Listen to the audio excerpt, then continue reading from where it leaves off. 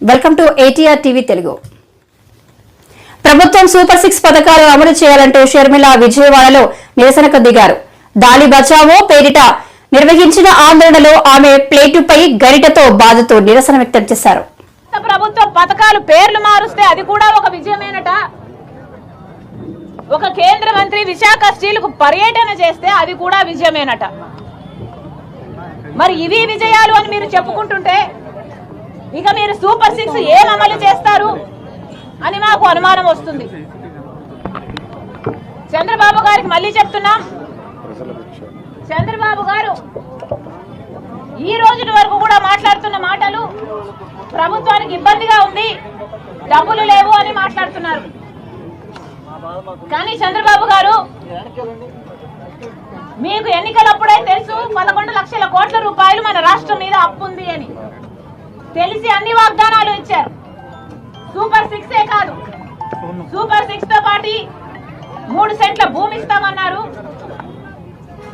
ఆడబిడ్డలకు పెళ్లిళ్ళు అయితే 1 లక్ష రూపాయలు ఇస్తామన్నారు. ఇలాంటి ఎన్నో వాగ్దానాలు చేశారు మీ మేనిఫెస్టోలో. మరి ఇవన్నీ ఏమయ్యాయని అడుగుతున్నాం. చంద్రబాబు గారికి మళ్ళీ గుర్తు చేస్తున్నాం, మీరు రాష్ట్ర ముఖ్యమంత్రి, మీరు నిజంగానే మంచి చేస్తారని ప్రజలు మీకు ఓటేశారు. ఈ రోజు మీకు మీరు చెప్పుకోవడం కాదు ఇది మంచి ప్రభుత్వం అని, ప్రజలు చెప్పాలి ఇది మంచి ప్రభుత్వము, ముంచే ప్రభుత్వం కాదు అని. ఈ రోజు వరకు అయితే మీరు ఒక్క వాగ్దానం కూడా అమలు చేయలేదు కాబట్టి ఇది మంచి ప్రభుత్వం కాదు, ముంచే ప్రభుత్వం అని మేమంటున్నాం. కాంగ్రెస్ పార్టీ డిమాండ్ చేస్తుంది, ప్రజల పక్షాన కాంగ్రెస్ పార్టీ డిమాండ్ చేస్తుంది, వెంటనే సూపర్ 6 అమలు చేయండి.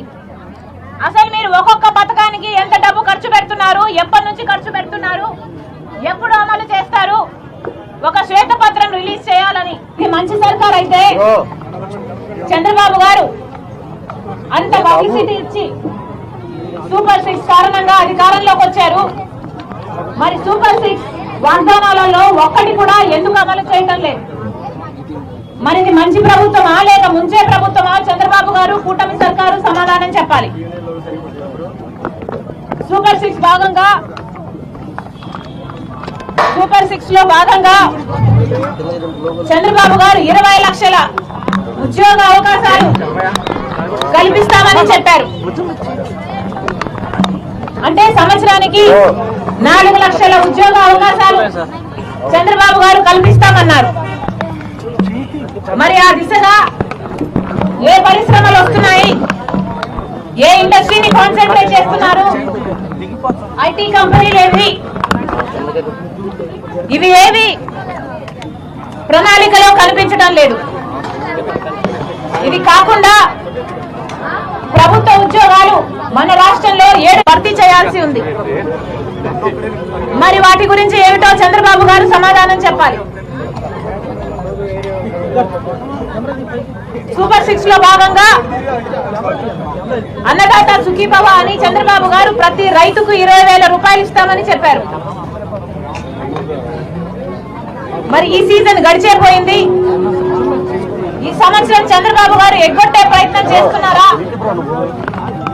రైతులకి సంవత్సరం 20,000 రాబోతుందా లేదా అని మాతో పాటు రైతులు